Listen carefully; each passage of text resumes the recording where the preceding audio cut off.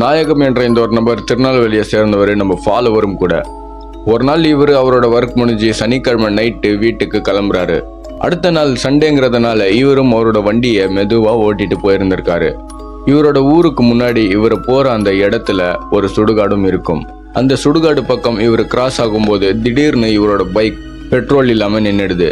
இவரும் பெட்ரோல் தான் இல்லையோ அப்படின்னு செக் பண்ணி பாக்குறாரு. ஆனா வண்டியில பெட்ரோல் இருந்துச்சு. சரின்னு வண்டியை தள்ளிட்டு தான் போயிடலாம், இன்னும் கொஞ்சம் தூரம் தான் அப்படின்னு இவரும் வண்டியை தள்ள ஆரம்பிச்சிருக்காரு. அந்த சமயத்துல திடீர்னு அந்த சுடுகாட்டுல இருந்து ஒரு பெண்ணோட குரல், காப்பாத்துங்க அப்படின்னு. இவரும் ஏதோ ஆபத்து போல அப்படின்னு அந்த சுடுகாட்டுக்குள்ள நுழையிறாரு.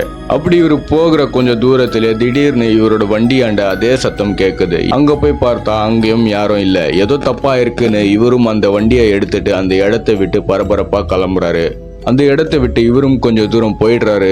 இவர் வந்துட்டக்கு அப்புறம் தூரத்துல அதே இடத்துல இருந்து வித்தியாசமான குரல்ல வாடா அப்படின்னு சத்தமும் கேட்டிருக்கு.